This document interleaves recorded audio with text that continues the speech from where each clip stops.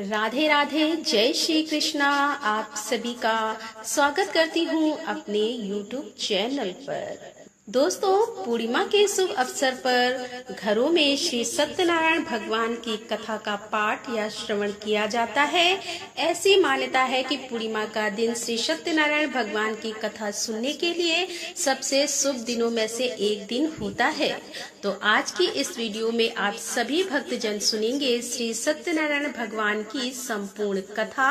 हम सभी भक्त मिलकर भगवान श्री गणेश जी का ध्यान करते हुए और श्री सत्यनारायण भगवान के श्री चरण कमलों का स्मरण करते हुए आज की इस कथा का शुभारंभ करते हैं। तो प्रेम से बोले श्री सत्यनारायण भगवान की जय। तो दोस्तों, सुनते हैं पहला अध्याय। एक समय नैमिषारण्य तीर्थ में सौनक आदि सभी ऋषियों और मुनियों ने पुराण शास्त्र के विज्ञाता श्री सूत जी महाराज से पूछा कि हे महामुनि, किस व्रत अथवा तपस्या से मनोवांछित फल प्राप्त होता है, उसे हम सब सुनना चाहते हैं।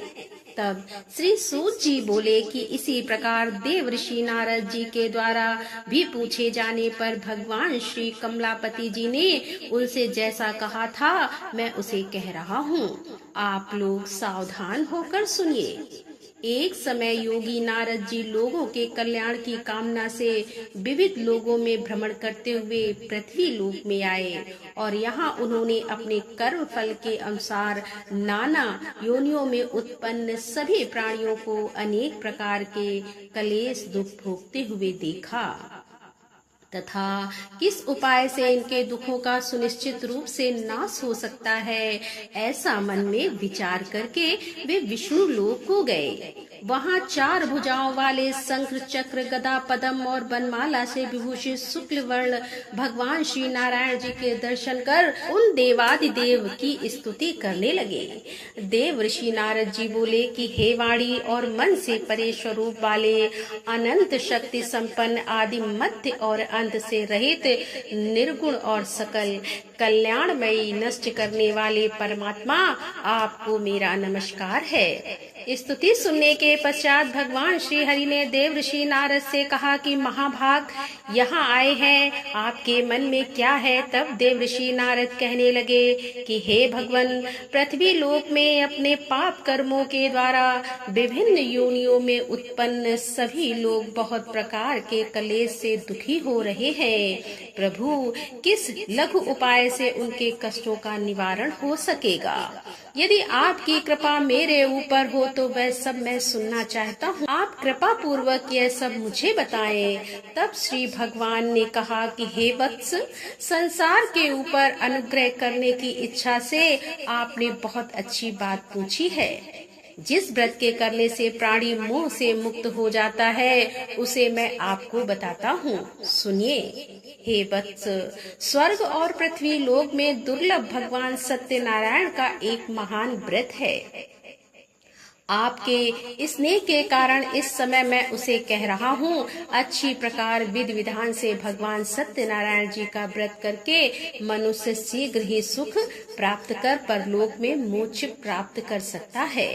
तब भगवान की ऐसी वाणी सुनकर देव ऋषि नारद कहने लगे कि हे प्रभु, इस व्रत को करने का फल क्या है, इसका विधान क्या है, इस व्रत को किसने किया और इसे कब करना चाहिए, ये सब भी विस्तार पूर्वक बतलाइए।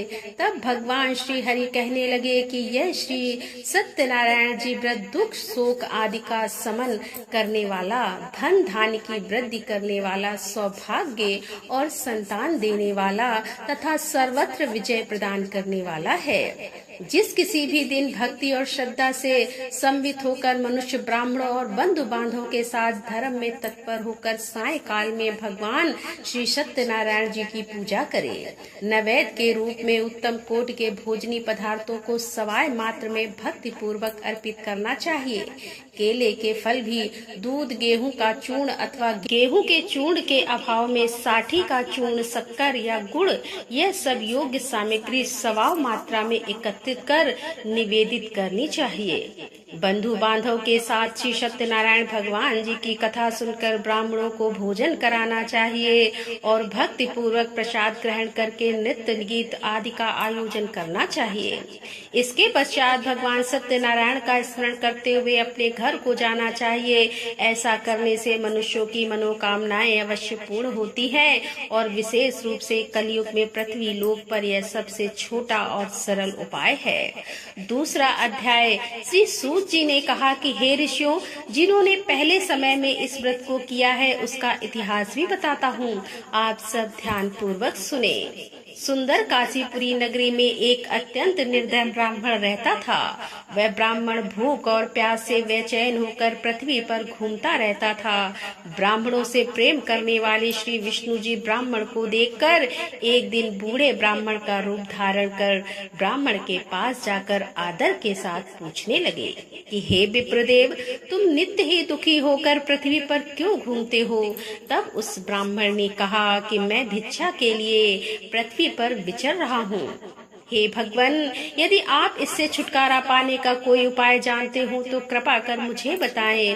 वृद्ध ब्राह्मण का रूप धारण किए हुए श्री विष्णु जी ने कहा कि हे ब्राह्मण, श्री सत्यनारायण भगवान मनोवांछित फल देने वाले हैं, इसीलिए तुम उनका पूजन करो। इससे मनुष्य सब दुखों से मुक्त हो जाता है। ब्राह्मण को व्रत का सारा विधान ना बताकर बूढ़े ब्राह्मण का रूप धारण करने वाले श्री भगवान जी अंतर ध्यान हो गए। जिस व्रत को वृद्ध ब्राह्मण ने बताया मैं उसे अवश्य करूंगा, ऐसा निश्चय कर वह ब्राह्मण घर चला गया। अगले दिन वह जल्दी उठा और श्री सत्यनारायण जी का व्रत करने का निश्चय कर भिक्षा मांगने के लिए चल दिया। उस दिन उसको भिक्षा में बहुत सारा धन मिला, जिससे उसने पूजा का सामान खरीदा और घर आकर अपने बंधु बांधव के साथ श्री सत्यनारायण जी का व्रत किया। ऐसा करने से वह ब्राह्मण सब दुखों से छुटकर अनेक प्रकार की सुख समृद्धि से मुक्त हुआ। तभी से वह ब्राह्मण हर मास यह व्रत करने लगा। इसी प्रकार श्री सत्यनारायण जी के व्रत को जो शास्त्र विधि के अनुसार करेगा वह सब पापों से मुक्त होकर मोक्ष को प्राप्त हो जाएगा। आगे भी जो मनुष्य पृथ्वी पर श्री सत्यनारायण जी का व्रत करेगा वह सब दुखों से छूट जाएगा। इस तरह नारद जी से सत्यनारायण भगवान का कहा हुआ व्रत मैंने आपसे कहा। तब ऋषियों ने कहा कि हे मुनिवर, संसार में इस विप्र से सुनकर किस किस के लिए व्रत को किया है यह भी हम सुनना चाहते हैं। तब श्री सूत जी महाराज कहने लगे कि मुनियों, जिस जिस प्राणी ने इस व्रत को किया है उन सब की कथा भी सुनो। एक समय वह ब्राह्मण धन और ऐश्वर्य के अनुसार बंधु बांधव के साथ व्रत पूजन कर रहा था कि उसी समय एक लकड़हारा आया। उसने लकड़ियां वहां पर रख दी और ब्राह्मण के घर में चला गया। प्यास से व्याकुल लकड़हारे ने ब्राह्मण को व्रत करते हुए देखा तो वह अपनी प्यास को भूल गया। उसने ब्राह्मण को नमस्कार किया और पूछा कि हे ब्राह्मण देवता, आप यह किसका पूजन कर रहे हैं? इस व्रत को करने से क्या फल मिलता है? कृपया कर मुझे भी बताएं। तब ब्राह्मण ने कहा कि सब मनोकामनाओं को पूर्ण करने वाला यह श्री सत्यनारायण जी का व्रत है। इनकी ही कृपा से मेरे यहाँ धन धान आदि वृद्धि हुई है। हे विप्र, इस व्रत के बारे में जानकर वह लकड़हारा बहुत प्रसन्न हुआ और भगवान का चरणामृत लेकर और भोजन करने के बाद वह अपने घर को चला गया। अगले दिन लकड़हारे ने अपने मन में निश्चय किया कि आज गांव में लकड़ी बेचने से जो भी धन मिलेगा मैं उसी से भगवान सत्यनारायण का उत्तम व्रत करूंगा। ऐसा मन में विचार कर वह लकड़हारा लकड़ियां लेकर अपने सिर पर रखकर जिस नगर में धनवान लोग रहते थे वहां चला गया। उस दिन लकड़हारे को लकड़ियों के बदले चौगुना दाम मिले। अब वह बूढ़ा लकड़हारा बहुत प्रसन्न होकर पके केले, शक्कर, शहद, घी, दूध, दही और गेहूं का चूर्ण इत्यादि श्री सत्यनारायण भगवान के व्रत की सभी सामग्री लेकर अपने घर आ गया। फिर उसने अपने बंधु बांधवों को बुलाकर विधि विधान के साथ भगवान की पूजा और व्रत किया। उस व्रत के प्रभाव से वह बूढ़ा लकड़हारा धन, पुत्र आदि से युक्त हुआ और संसार के समस्त सुख भोग कर बैकुंठ को चला गया। तो अब सुनते हैं तीसरा अध्याय। श्री सूत जी ने कहा कि हे श्रेष्ठ मुनियों, अब एक और कथा कहता हूँ। पूर्व काल में उल्का मुख नाम का एक बुद्धिमान राजा था। वह सत्य वक्ता और जितेंद्री था। प्रतिदिन मंदिरों में जाता और गरीबों को धन देकर उनके कष्ट दूर किया करता था। उसकी पत्नी सुंदर और सती साध्वी भद्रशालाता नदी के तट पर उन दोनों ने श्री सत्यनारायण भगवान जी का व्रत किया। साधु नामक एक वैश्य राजा को व्रत करते देखकर उनसे पूछने लगा कि हे राजन, भक्ति युक्त मन से आप यह क्या कर रहे हैं? मेरी सुनने की इच्छा है। तब महाराज उल्कामुख ने कहा कि हे साधु वैश्य, मैं अपने बंधु बांधवों के साथ संतान प्राप्ति के लिए महाशक्तिमान सत्यनारायण भगवान जी का व्रत और पूजन कर रहा हूँ। तब उसने कहा कि हे राजन, मुझे भी इस सब का विधि विधान बताइए। मैं भी आपके कहे अनुसार इस व्रत को करूँगा और मुझे कोई संतान नहीं है और मुझे विश्वास है कि इससे निश्चय ही मेरे यहाँ भी संतान होगी। राजा से सब विधान सुनकर व्यापारी ने निर्भीत होकर वह वैश्य खुशी खुशी अपने घर आ गया। वैश्य ने अपनी पत्नी लीलावती से संतान देने वाले उस व्रत का समाचार सुनाया और निश्चय किया कि जब हमारे यहाँ संतान होगी तब मैं भी इस व्रत को करूँगा। एक दिन उसकी पत्नी लीलावती सांसारिक धर्म में प्रवृत्त होकर गर्भवती हो गई। उसने एक सुंदर कन्या को जन्म दिया। कन्या का नाम कलावती रखा गया। इसके बाद लीलावती ने अपने पति को याद दिलाया कि आपने जो भगवान का व्रत करने का संकल्प लिया था, अब आप उसे पूरा कीजिए। साधु वैश्य ने कहा कि हे प्रिय, मैं कन्या के विवाह पर इस व्रत को अवश्य करूंगा। इस प्रकार अपनी पत्नी को आश्वासन देकर वह व्यापारी व्यापार करने लगा और काफी दिनों के बाद वह लौटा तो उसके नगर में सखियों के साथ अपनी पुत्री को खेलते देखा। वैश्य ने तुरंत कलावती के लिए एक सुयोग वर की तलाश की। कंचन नगर में एक सुयोग वणिक पुत्र से अपने बंधु बांधव सहित प्रसन्न मन से अपनी पुत्री का विवाह उसके साथ कर दिया। वैश्य विवाह के समय भी सत्यनारायण भगवान का व्रत करना भूल गया। इस पर श्री सत्यनारायण भगवान की लीला हुई और अपने कर्म में कुशल साधु नामक वैश्य अपने जमाता सहित नाव को लेकर व्यापार करने के लिए समुद्र के समीप स्थित रत्न सारपुरिया का धन चुराकर भाग जा रहा था। राजा के दूतों को अपने पीछे आते देखकर चोरों ने घबराकर राजा के धन को उनकी नाव में रखा और भाग गए। जहाँ ससुर और जमाई थे, राजा के दूतों ने जब धन को उनकी नाव में रखा देखा तो पकड़कर राजा के पास जाकर कहने लगे कि महाराज, हम ये 2 चोर पकड़कर लाए हैं, आप आज्ञा दीजिए। राजा ने कारागार में डालने की आज्ञा दे दी। इस प्रकार राजा की आज्ञा से उनको कठिन कारावास में डाल दिया गया तथा उनका सारा धन भी ले लिया गया। सत्यनारायण भगवान जी की लीला के अनुसार साधु वैश्य की पत्नी लीलावती और पुत्री कलावती भी घर पर बहुत दुखी हुई और उनके घर में रखा हुआ सारा धन चोर चुरा कर ले गए।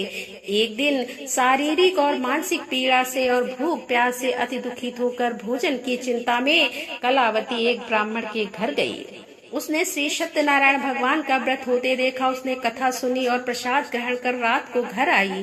तब माता ने कलावती से पूछा कि हे पुत्री, तू अब तक कहाँ रही और तेरे मन में क्या है? तब कलावती कहने लगी कि हे माता, मैंने श्री सत्यनारायण भगवान का व्रत होते देखा है। तब कलावती वचन सुनकर लीलावती ने सत्यनारायण भगवान जी के पूजन की तैयारी की।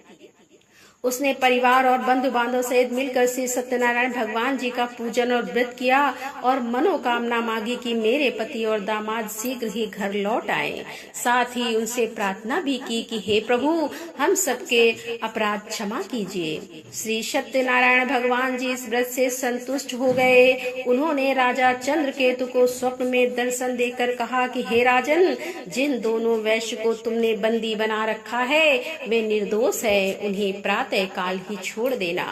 राजा से ऐसा कहकर भगवान अंतर्ध्यान हो गए और प्रातः काल राजा चंद्रकेतु ने सभा में सभी को अपना स्वप्न सुनाया और सैनिकों को आज्ञा दी कि दोनों को कारागार से मुक्त कर सभा में लाया जाए। दोनों ने आते ही राजा को प्रणाम किया। तब राजा उनसे कहने लगा कि हे महानुभाव, तुम्हें अज्ञानतावश ऐसा दुख हुआ है, अब तुम्हें कोई भय नहीं है, अब तुम दोनों मुक्त हो। ऐसा कहकर राजा ने उन्हें नए नए वस्त्र आभूषण दिए और उनका जितना धन लिया था उसे दोगुना कर उन्हें आदर और सम्मान से विदा कर दिया।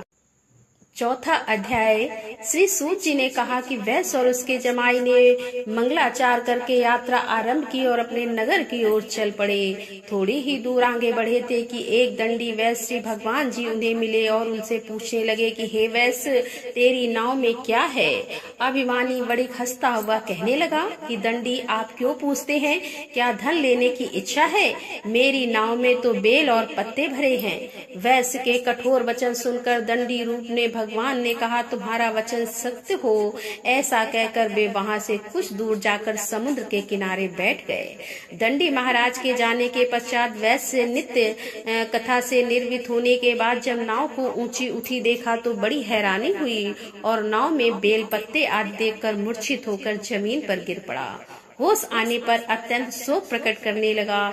तब उसकी जमाई ने कहा, पिताजी आप शोक ना करें, यह दंडी महाराज का ही काम है, अतः उनकी शरण में ही हमें चलना चाहिए, तभी हमारी मनोकामना पूरी हो सकेगी।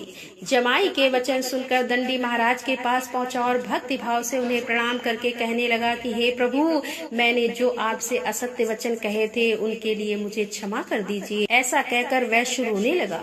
तब दंडी भगवान बोले कि हे बड़े पुत्र, मेरी आज्ञा से ही तुझे बार बार दुख प्राप्त हुआ है, क्योंकि तू मेरी पूजा से विमुख हुआ है। तब उसने कहा कि हे भगवान, आपकी माया से ब्रह्म देवी आपकी पूजा करूंगा, कृपया मेरी रक्षा कीजिए और पहले के समान मेरी नौका को धन से भर दीजिए। उसके इस प्रकार भक्ति युक्त वचन सुनकर सत्यनारायण भगवान प्रसन्न हो गए और उसकी इच्छा के अनुसार वरदान देकर अंतर ध्यान हो गए। तब ससुर और जमाई दोनों ने नाव पर आकर देखा कि नाव तो धन से भरी हुई थी। फिर वह भगवान सत्यनारायण जी का पूजन कर अपने जमाई सहित अपने नगर की ओर चल पड़ा। जब वह अपने नगर के निकट पहुंचा तब उसने एक दूत को अपने घर भेजा कि दूत ने वैश्य के घर जाकर उसकी पत्नी को नमस्कार किया और कहने लगा कि आपके पति अपने दामाद सहित इस नगर के समीप आ गए हैं। लीलावती और उसकी कन्या कलावती उस समय भगवान का पूजन कर रही थी। दूत का वचन सुनकर साधु की पत्नी ने बड़े हर्ष के साथ सत्यदेव का पूजन पूर्ण किया और अपनी पुत्री से कहने लगी कि मैं अपने पति के दर्शन को जाती हूँ, तू भी पूजा समाप्त कर शीघ्र आ जाना। परंतु कलावती पूजन और प्रसाद छोड़कर जल्दी जल्दी अपने पति के दर्शन करने के लिए चली गई, परंतु उसको पति के दर्शन प्राप्त ही नहीं हुए। नौका को डूबा हुआ और कन्या को रोती हुई देखकर वैश्य दुखी होकर कहने लगा कि हे प्रभु, मुझसे या मेरे परिवार से जो भूल हुई है उसे क्षमा कीजिए। इस प्रकार वह रोने लगा। उसके दीन वचन सुनकर सत्यनारायण भगवान फिर से प्रसन्न हो गए और तभी आकाशवाणी हुई कि हे वैश्य, तेरी कन्या प्रसाद छोड़कर आई है, इसका पति इसी कारण अदृश्य हो गया है। अब यदि तेरी कन्या घर जाकर प्रसाद खाकर लौटे तो इसका पति इसे अवश्य मिल जाएगा। आकाशवाणी सुनकर कलावती ने घर पहुंचकर पूजन विधिवत समाप्त किया और प्रसाद ग्रहण करके अपने पति के दर्शन किए। तत्पश्चात वैश्य ने वहीं बंधु बांधव सहित भगवान सत्यनारायण का विधि पूर्वक पूजन किया और वह इस लोक के सभी सुख भोग कर अंत में स्वर्ग लोक को चला गया। 5वां अध्याय। श्री सूत जी ने आगे कहा कि ऋषियों, मैं एक और कथा भी कहता हूँ। प्रजा पालन में लीन तुंगध्वज नाम का एक राजा रहा करता था। उसके भगवान सत्यनारायण का प्रसाद त्याग कर बहुत दुख पाया। एक समय राजा वन में वन्य पशुओं को मारकर वट के वृक्ष के नीचे आया। वहाँ उसने ग्वालों को भक्ति भाव से बंधु बांधव सहित श्री सत्यनारायण जी का व्रत पूजन करते देखा, परंतु राजा यह सब भी अभिमानवश ना तो वहां गया और ना ही सत्यनारायण भगवान को प्रणाम किया। जब ग्वालों ने भगवान जी का प्रसाद उसके सामने रखा तो वह प्रसाद त्याग कर अपने नगर को चला गया। नगर में पहुंचकर उसने देखा कि उसका सब कुछ नष्ट हो गया है। वह समझ गया कि यह सब भगवान सत्यनारायण ने ही किया है। तब वह वापस उसी स्थान पर आया और ग्वालों के पास गया और विधि पूर्वक पूजन कर प्रसाद ग्रहण किया तो सत्यनारायण भगवान की कृपा से कुछ पहले जैसा ही हो गया और फिर वह सारे सुख भोग कर अंत में स्वर्ग लोक को चला गया। जो मनुष्य इस परम दुर्लभ व्रत को करेगा, श्री सत्यनारायण भगवान की कृपा से उसे धन धान की प्राप्ति होगी। इस व्रत के प्रभाव से निर्धन धनी बंधी बंधन से मुक्त होकर निर्भय हो जाता है। संतानों को संतान की प्राप्ति होती है और सभी मनोरथ पूर्ण होकर अंत में वह बैकुंठ धाम को जाता है। जिन्होंने पहले इस व्रत को किया, अब उनके दूसरे जन्म की कथा भी सुनिए। सतानंद नामक ब्राह्मण ने सुदामा के रूप में जन्म लेकर भगवान कृष्ण भक्ति पर मोक्ष प्राप्त किया। उल्का मुख नाम के महाराज राजा दशरथ बने और श्री रंगनाथ जी का पूजन कर बैकुंठ को प्राप्त हुए। साधु नाम के वैश्य ने धर्मात्मा और सत्य प्रतीक राजा मोर ध्वज बनकर अपने पुत्र को आरे से चीरकर मोक्ष को प्राप्त हुए। महाराज तुंग ध्वज स्वयं मनु हुए। उन्होंने बहुत से लोगों को भगवान की भक्ति में लीन कर मोक्ष प्राप्त किया। और वह लकड़हारा भील अपने अगले जन्म में गुह नामक निषाद राजा हुए, जिनके भगवान श्री राम के चरणों की सेवा कर मोक्ष प्राप्त किया। तो यहाँ पर सत्यनारायण भगवान की व्रत कथा समाप्त होती है। तो प्रेम से बोले श्री सत्यनारायण भगवान की जय।